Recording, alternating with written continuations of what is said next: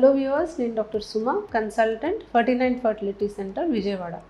So వీర్య కణాలు ఎక్కించే పద్ధతి ద్వారా చాలామంది ప్రెగ్నెన్సీస్ అందుకుంటున్నారు. ఇది చాలా సింపుల్ ప్రొసీజర్, చాలా కాస్ట్ ఎఫెక్టివ్ ప్రొసీజర్. అండ్ దీంట్లో మనము కేవలం అండాశయంలో అండం పెరిగి విడుదలయ్యే టైంకి మనం కణాలు అందుబాటులో చేస్తున్నాం కాబట్టి ఇంట్లో వీళ్ళు ప్రయత్నం చేసి ప్రెగ్నెన్సీ రాని వాళ్ళకి IUI ద్వారా ప్రెగ్నెన్సీ రావడానికి అవకాశాలు కొంచెం పెరుగుతాయి.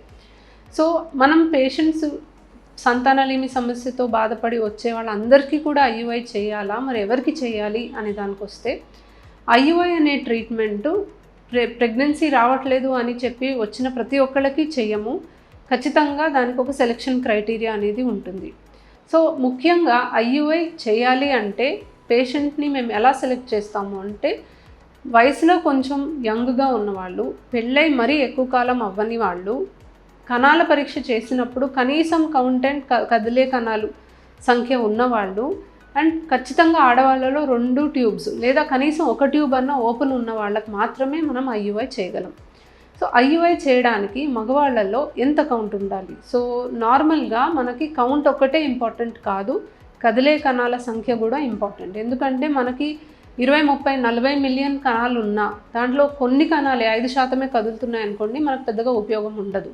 సో ఒక శాంపుల్లో కౌంట్ ఒకటే కాదు, కదిలే కణాలు కూడా మనం చూసుకోవాలి. ఒక పర్టికులర్ శాంపుల్లో కనీసం 5 నుంచి 10 మిలియన్లు కదిలే కణాలు ఉంటే ఆ శాంపుల్ మనకు IUI సూటబుల్ అనమాట. తక్కువ ఉంటే IUI చేయకూడదా అంటే చేయకూడదు అనేం లేదు, బట్ అవకాశం తగ్గిపోతూ వస్తుంది. ఇప్పుడు న్యాచురల్గా ఇంట్లో ట్రై చేస్తే ఎంత అవకాశం ఉంటుందో అంతే అవకాశం IUIకి ఉన్నప్పుడు IUI చేసి కూడా ఉపయోగం ఉండదు. అవకాశం పెంచుకోవడానికే చేస్తున్నాం కాబట్టి మనకి అన్ని అనుకూలంగా ఉన్నప్పుడు చేస్తేనే IUIకి సక్సెస్ రేట్ అనేది బాగుంటుంది. సో ఎటువంటి ప్రాబ్లమ్స్ ఉన్న వాళ్ళలో IUI చేస్తాం. సో యూజువలీ PCOD ప్రాబ్లం ఉండి అండాశయంలో అండం పెరిగి విడుదలవడానికి మందులు వాడినప్పుడు IUI కూడా చేస్తే ఆ సైకిల్లో ప్రెగ్నెన్సీ వచ్చే అవకాశం పెరుగుతుంది. సో PCOD ఉన్న వాళ్ళకి చేస్తాం. రెండోది, ఆ మగవాళ్ళల్లో కౌంట్ కొంచెం తక్కువ ఉన్నా, కదిలే కణాలు కొద్దిగా తక్కువ ఉన్నా వాళ్ళకి IUI చేయడం వల్ల కణాలు ఎక్కువ అందుబాటులో ఉంటాయి కాబట్టి వీళ్ళకి IUI చేస్తాం. మూడోది, ఎండోమెట్రియోసిస్ అనే కండిషన్ మనకి స్టేజ్ 1, స్టేజ్ 2 ఇనీషియల్ స్టేజెస్లో ఉన్నప్పుడు ట్యూబ్స్ ఓపెన్ ఉండి ఎగ్స్ రిలీజ్ అవుతున్నాయి అనుకున్నప్పుడు మనం IUI చేస్తాం. నాలుగోది, అన్ఎక్స్ప్లెయిన్డ్ ఇన్ఫర్టిలిటీ అని అంటాం. సో అన్ఎక్స్ప్లెయిన్డ్ ఇన్ఫర్టిలిటీ అంటే హస్బెండ్ వైఫ్ ఒక 1 ఇయర్ పాటు ప్రెగ్నెన్సీ కోసం ట్రై చేసి మనకి టెస్ట్లు చేసినప్పుడు స్కాన్ నార్మల్ ఉంటుంది, వీర్య కణాల పరీక్ష నార్మల్ ఉంటుంది, ట్యూబ్స్ ఓపెన్ ఉంటాయి, వీళ్ళకి మనం చేసే టెస్ట్లన్నీ నార్మల్ ఉంటుంది కానీ ప్రెగ్నెన్సీ రావట్లేదు అనుకోండి, అప్పుడు మనం వీళ్ళకి IUI సజెస్ట్ చేస్తాం. ఐదవది, డోనర్ కణాలు ఎక్కించే పద్ధతి. సో కొంతమందికి కౌంట్ చాలా తక్కువ ఉంటుంది లేదా 0 కౌంట్ ఉంటుంది, వీళ్ళు IVFకి మేము డబ్బులు పెట్టుకోలేము అని అంటాము, అప్పుడు మనం డోనర్కి వెళ్తాం. లేదా హస్బెండ్కి ఏదైనా ప్రాబ్లం ఉంది, జెనెటిక్ డిజీజ్ ఉంది, అది నెక్స్ట్ జనరేషన్కి పాస్ ఆన్ అవ్వకూడదు, లేదా HIV పాజిటివ్ ఉంది, దానివల్ల వాళ్ళు హస్బెండ్ వైఫ్ కలిస్తే వైఫ్ ఇన్ఫెక్ట్ అవ్వడానికి అవకాశం ఉంది. సో అలాంటి కారణాల వల్ల కూడా మనం డోనర్ ద్వారా IUI చేయడానికి అవకాశం ఉంటుంది.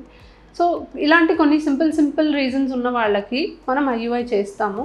కాకపోతే మరీ ఎక్కువ ఏజ్ ఉన్న వాళ్ళల్లో, పెళ్ళై మరీ ఎక్కువ కాలం అయిన వాళ్ళల్లో IUI సక్సెస్ రేట్ చాలా తక్కువ ఉంటుంది కాబట్టి వీళ్ళకి టెక్నికలీ IVFఏ బెటర్ ఆప్షన్.